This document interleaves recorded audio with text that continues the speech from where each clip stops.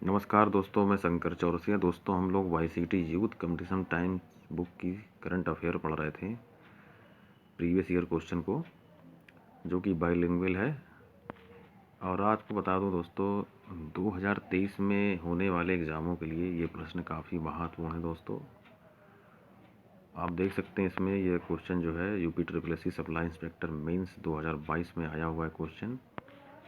तो 2023 में जितने भी लोक सेवा आयोग परीक्षाएं हैं, यूपी है, वीडियो एग्ज़ाम अभी हाल ही में होने वाला है, तो उन सभी एग्ज़ामों के लिए काफ़ी महत्वपूर्ण है। और आगे आर ओ की भी डेट आ चुकी है और पीसीएस की भी डेट आ चुकी है, तो उन सभी एग्ज़ामों के लिए ये प्रश्न काफ़ी महत्वपूर्ण है दोस्तों। तो आज शुरू करते हैं दोस्तों हम लोग 13वें क्वेश्चन से। पहला क्वेश्चन पढ़ते हैं आज का। निम्नलिखित में से किस केंद्रीय मंत्रालय ने लक्षित क्षेत्रों में उच्च विद्यालयों में छात्रों के लिए आवासीय शिक्षा योजना शुरू की है? ए. सामाजिक न्याय और अधिकारिता मंत्रालय, बी. शिक्षा मंत्रालय, सी. महिला और बाल विकास मंत्रालय, या डी. जनजातीय मामलों के मंत्रालय। तो उसका सही आंसर हो जाएगा सामाजिक न्याय और अधिकारिता मंत्रालय। तो इसकी व्याख्या देखते हैं दोस्तों। लक्षित क्षेत्रों में उच्च विद्यालयों में छात्रों के लिए आवासीय शिक्षा योजना का शुभारंभ 3 जून 2022 को सामाजिक न्याय और अधिकारिता मंत्रालय द्वारा किया गया। इसका उद्देश्य अनुसूचित जातियों के मेधावी विद्यार्थियों को देश के सर्वश्रेष्ठ निजी आवासीय विद्यालयों में सीट उपलब्ध कराना है। इस योजना के तहत प्रतिवर्ष कक्षा 9 तथा कक्षा 11 में लगभग 3000 छात्रों के चयन को संभावना है। नेक्स्ट देखते हैं, उस योजना का नाम क्या है जिसके तहत भारत की पहली गैर सरकारी ट्रेन सेवा को हरी झंडी दिखाकर रवाना किया गया है? ए है भारत उज्ज्वल योजना, बी भारत गौरव योजना, सी भारत निर्मल योजना, या डी भारत उत्सव योजना। तो उसका सही आंसर हो जाएगा भारत गौरव योजना। इसकी व्याख्या देखते हैं। 14 जून 2022 को भारत गौरव योजना के तहत घरेलू पर्यटन को बढ़ावा देने के उद्देश्य से भारत की पहली निजी ट्रेन को कोयम्बटूर उत्तर से हरी झंडी दिखाकर रवाना की गई। यह ट्रेन तमिलनाडु के कोयम्बटूर उत्तर से महाराष्ट्र के साईनगर शिरडी तक की यात्रा करेगी। इस ट्रेन को रेलवे ने एक निजी सेवा प्रदाता कंपनी साउथ स्टार रेल को 2 वर्ष के लिए पट्टे पर दिया है। आगे देखते हैं दोस्तों।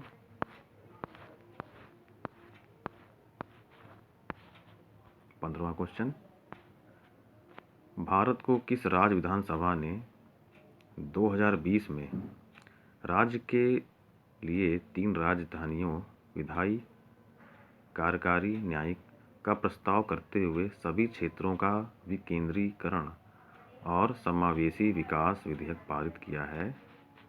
तो ऑप्शन देखते हैं। आंध्र प्रदेश, हरियाणा, पंजाब, मध्य प्रदेश। तो इसका सही आंसर हो जाएगा आंध्र प्रदेश। इसकी व्याख्या देखते हैं। भारत की आंध्र प्रदेश राज्य विधानसभा ने 2020 में आंध्र प्रदेश राज्य के लिए 3 राजधानियों विधायी कार्यकारी न्यायिक का प्रस्ताव करते हुए सभी क्षेत्रों का विकेंद्रीकरण और समावेशी विकास विधेयक पारित किया। इसमें विशाखापट्टनम को कार्यकारी राजधानी, अमरावती को विधायी राजधानी तथा कुर्नूल को न्यायिक राजधानी बनाए जाने का प्रस्ताव है। नेक्स्ट देखते हैं।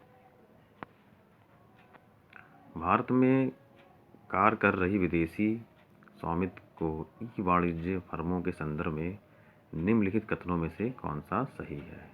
भारत में कार्य कर रही विदेशी स्वामित्व को ई वाणिज्य फर्मों के संदर्भ में निम्नलिखित कथनों में से कौन सा सही है? तो देखते हैं। पहला, अपने प्लेटफार्म को बाजार स्थान के रूप में प्रस्तुत करने के अतिरिक्त वे स्वयं अपने माल का विक्रय भी कर सकते हैं। दूसरा है, वे अपने प्लेटफॉर्म पर किस अंश तक बड़े विक्रेताओं को स्वीकार कर सकते हैं, यह सम्मिलित है। तो ये कोड दिए हुए हैं, तो ये IAS प्री का क्वेश्चन है दोस्तों। तो इसका सही आंसर हो जाएगा ऑप्शन बी। ऑप्शन बी इसका सही आंसर हो जाएगा दोस्तों। ये देख सकते हैं, वे अपने प्लेटफॉर्म पर किस अंश तक बड़े विक्रेताओं को स्वीकार कर सकते हैं, यह सम्मिलित है। अब इसकी व्याख्या देखेंगे दोस्तों।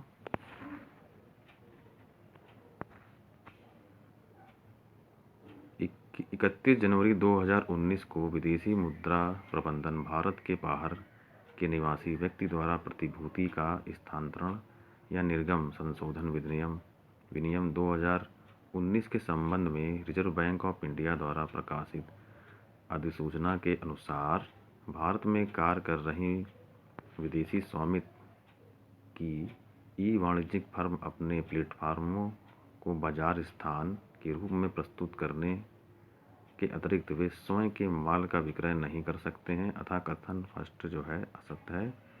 इसी अधिसूचना के अनुसार ई कॉमर्स प्लेटफॉर्म में कोई विक्रेता 25% तक खरीद को स्वीकार कर सकता है और यह सीमित है।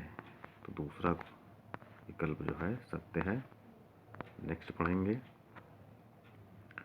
खान मंत्रालय की वार्षिक रिपोर्ट 2020-21 के अनुसार निम्नलिखित में से दो राज्य भारत में लौह अयस्क के प्रमुख उत्पादक हैं। कौन कौन से हैं? पहला है उड़ीसा, छत्तीसगढ़, झारखंड, कर्नाटक। तो इसका सही आंसर हो जाएगा पहला और दूसरा, उड़ीसा और छत्तीसगढ़। आगे देखते हैं इसमें इसकी व्याख्या।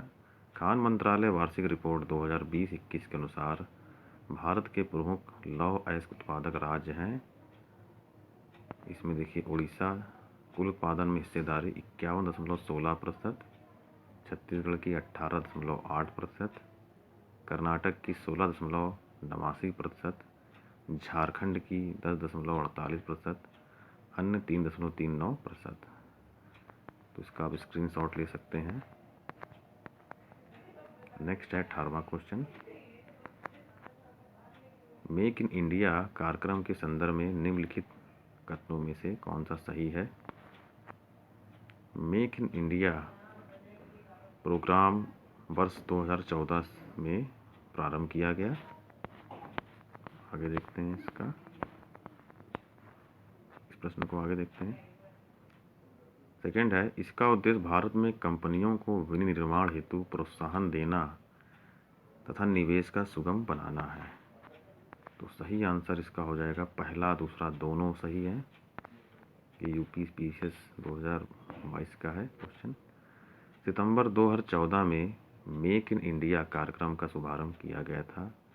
इसका उद्देश्य भारत में कंपनियों को विनिर्माण हेतु प्रोत्साहन देना तथा निवेश को सुगम बनाना है।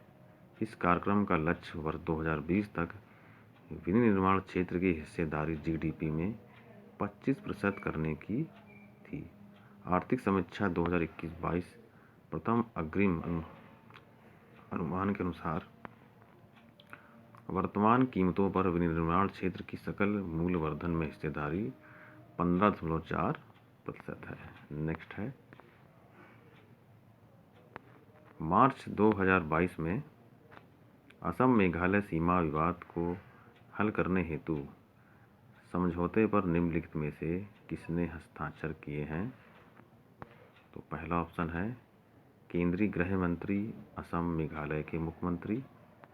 बी है भारत के गृह सचिव तथा असम एवं मेघालय के पुलिस महानिदेशक।